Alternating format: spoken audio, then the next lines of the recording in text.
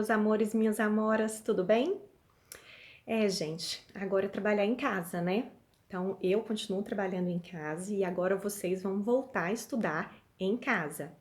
Dando continuidade, então, ao nosso maravilhoso mundo de RH, a gente já começou fazendo uma introdução, uma longa introdução, para vocês entenderem o que é o RH, qual é a linguagem do RH, para que ele serve. Mas antes da gente dar continuidade sobre os subsistemas de RH, quais são as pequenas áreas que o RH trabalha, a gente precisa entender um pouco sobre a história do RH.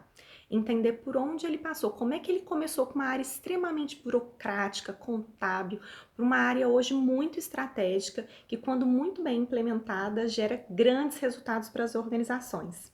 Então, antes da gente começar o vídeo, já vou pedir para vocês colocarem o like, já que eu estou atacando de youtuber, e pedir para no final dessa aula vocês fazerem um comentário, colocando o que vocês acharam mais interessante, colocando alguma dúvida, porque por enquanto é assim que a gente vai interagir, tá certo? Então, grande beijo e boa aula para vocês!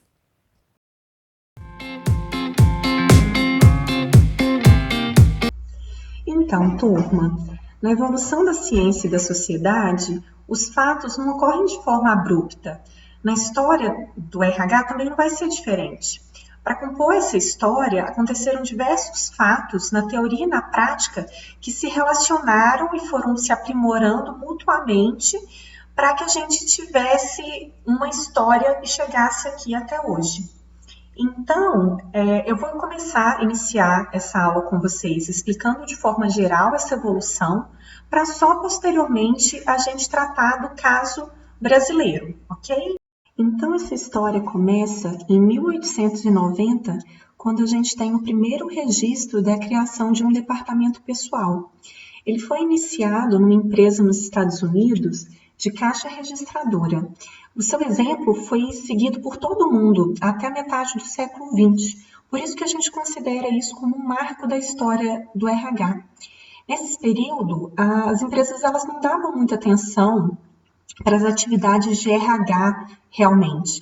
Elas se restringiam simplesmente a rotinas de pessoal, orientação de como recrutar pessoas, o desligar, o que tem que ser treinado, como remunerar as pessoas e fazer aquele registro básico dos impostos que a lei regulamentava. O campo de ação começou a mudar quando, em 1929, uma forte crise no mercado e um substancial aumento do poder do sindicato dos trabalhadores forçaram mudança nas relações de trabalho, determinando alterações significativas na administração de pessoal das empresas.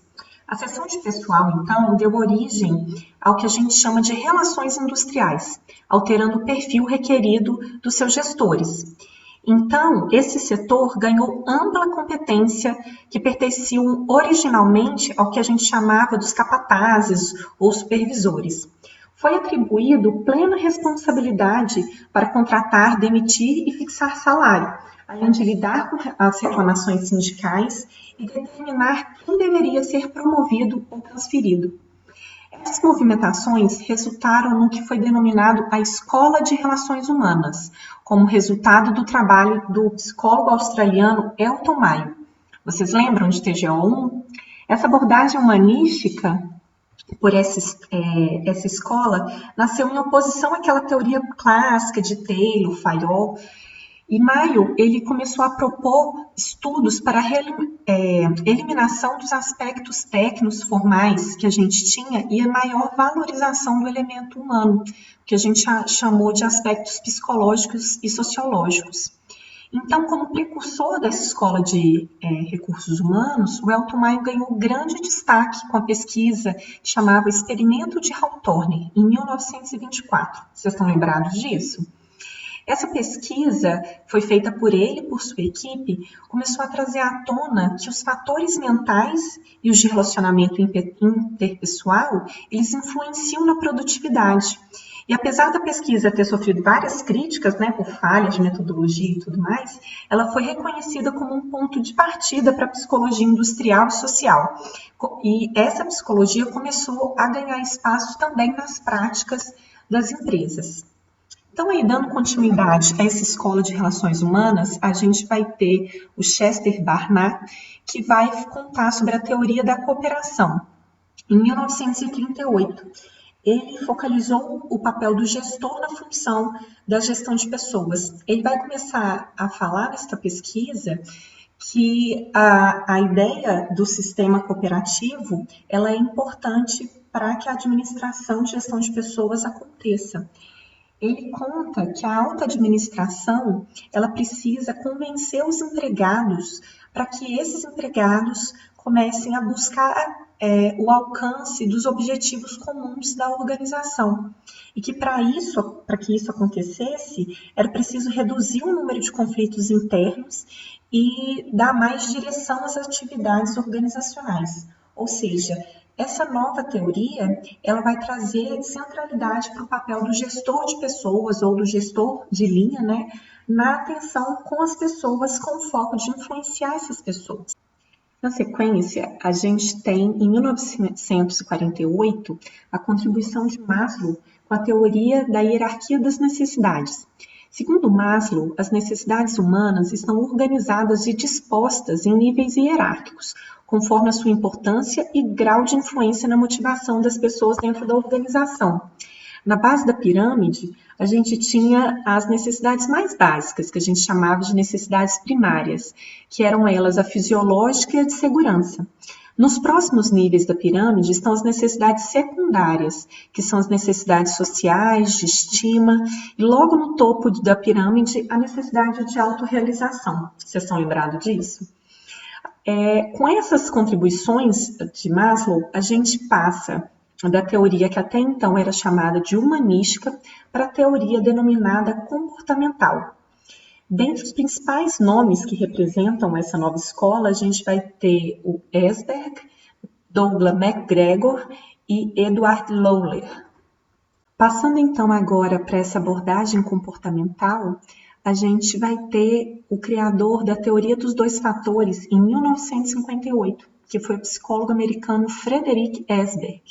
Ele elaborou estudos demonstrando que os fatores que geram satisfação, motivação, na época a gente tratava como sinônimo, são independentes e distintos daqueles que conduzem à insatisfação, ou seja, desmotivação no trabalho.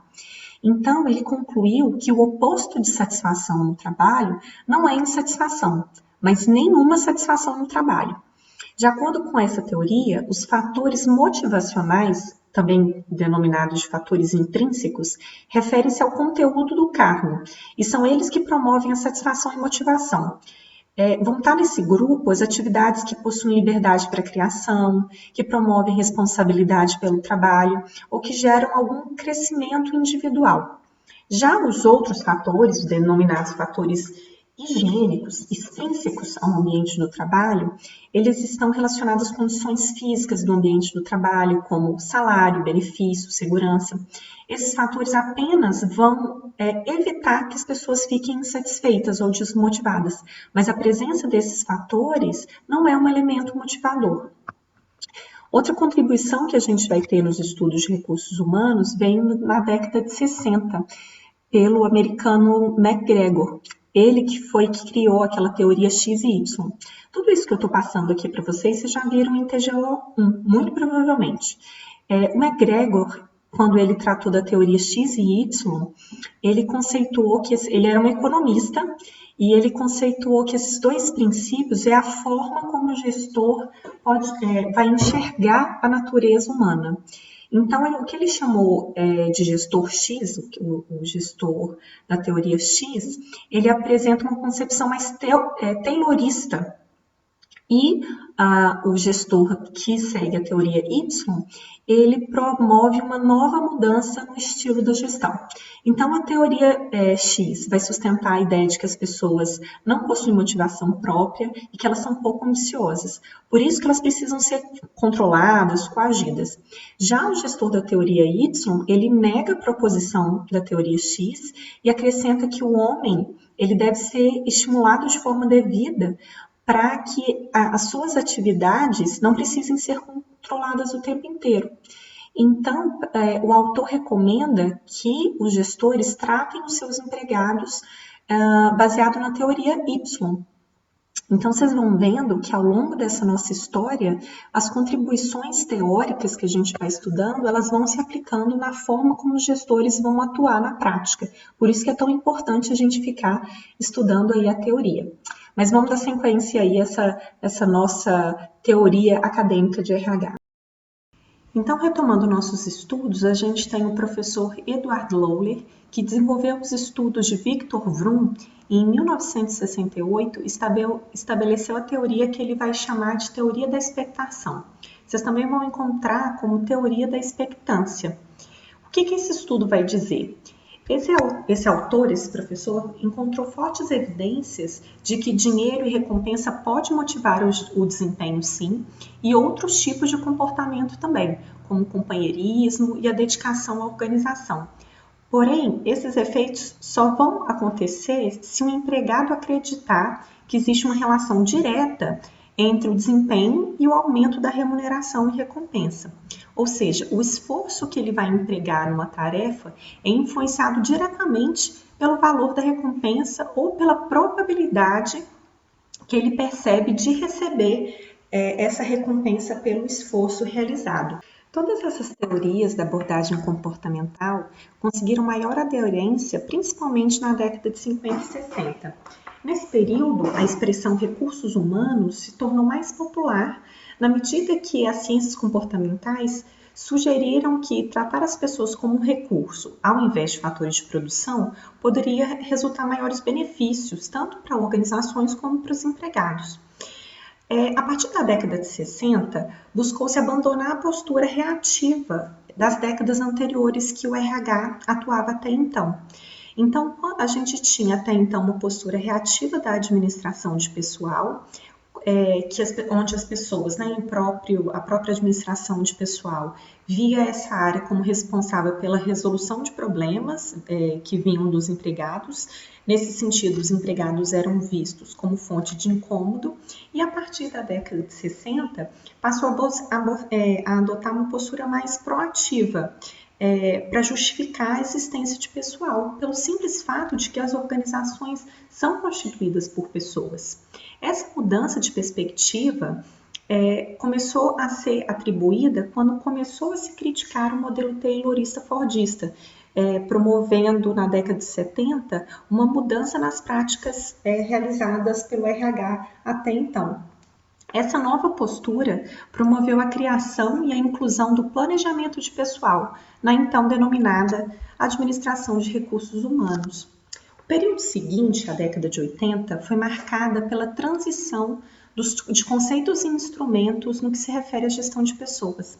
Nesse tempo, a área de recursos humanos começou a mover muitos esforços para adotar um planejamento estratégico que passou a dominar o ambiente empresarial, alinhando as estratégias de recursos humanos às alternativas estratégicas corporativas, que eram decididas na alta cúpula da organização.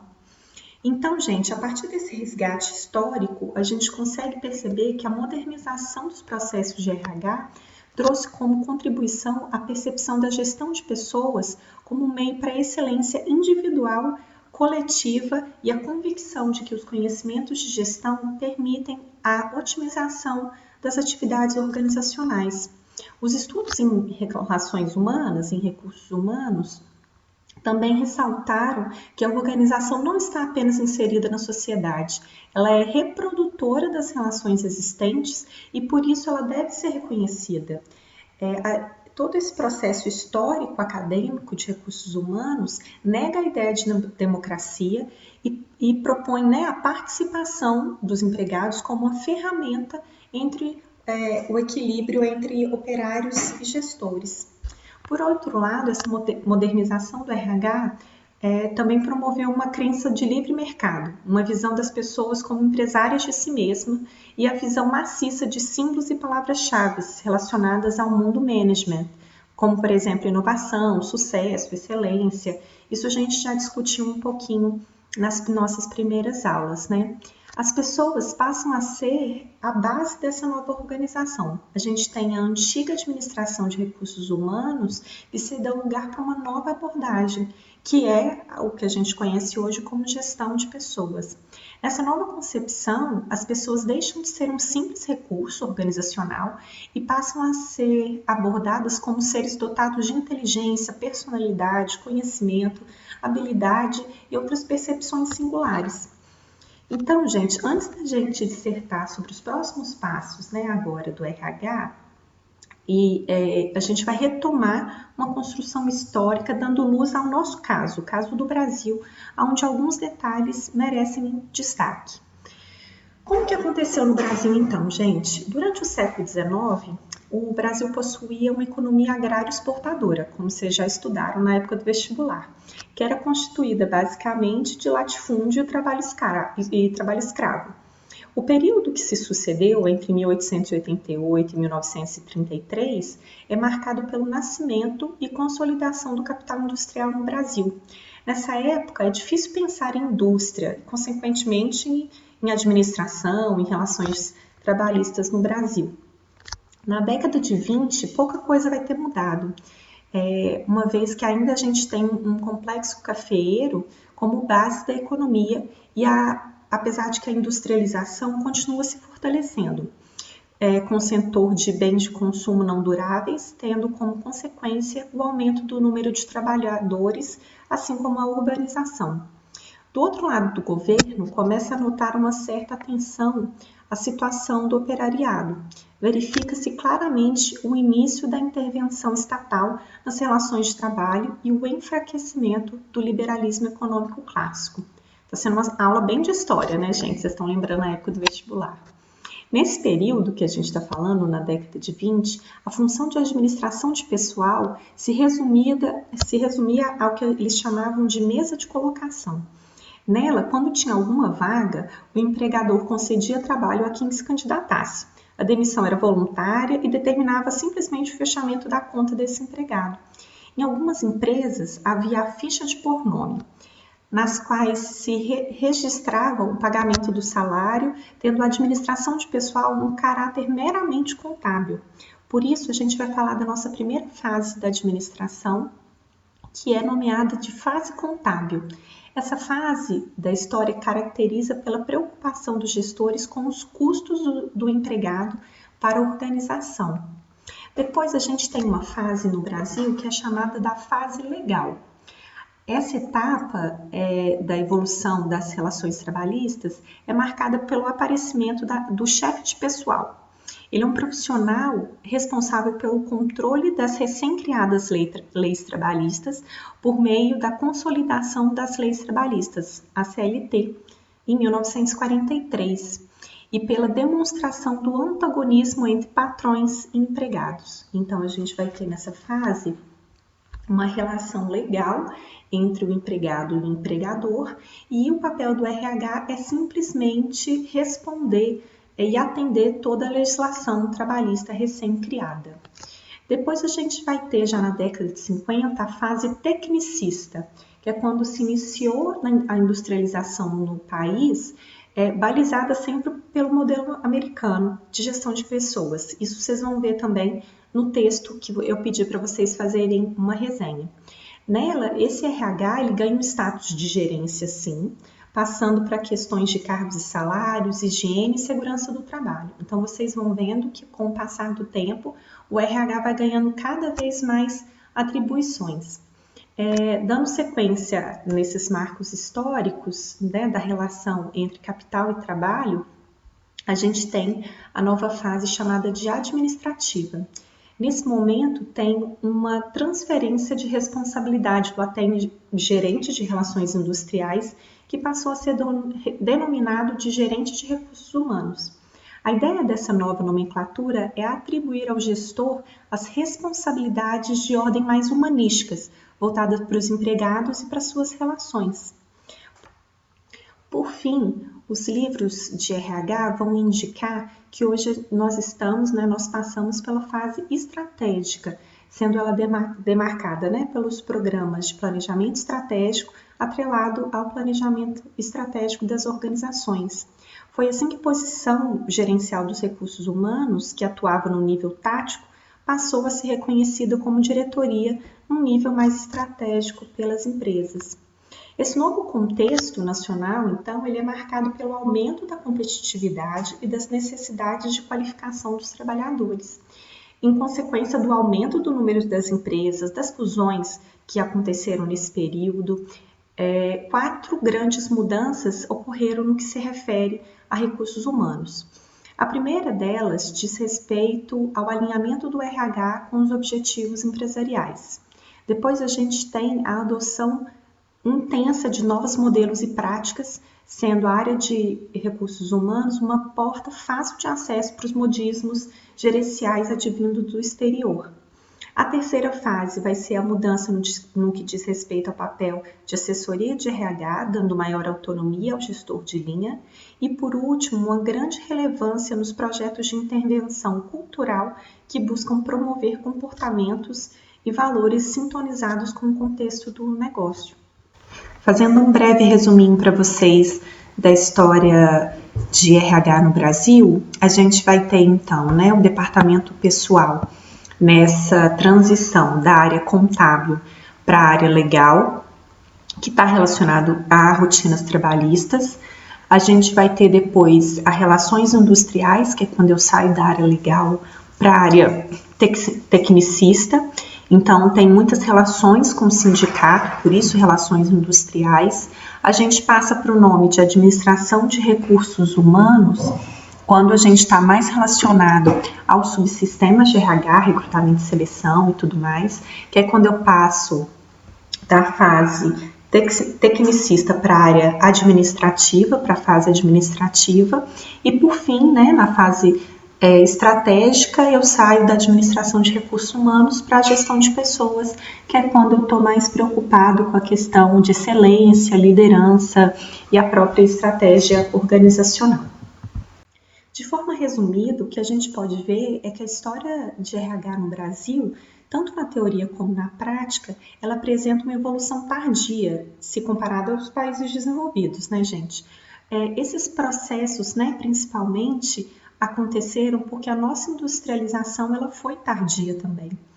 Grande parte desses atrasos que vieram da tardia industrialização contribuíram para a importação de vários modelos e práticas da indústria do management, anulando uma construção proativa e ajustada à realidade do país.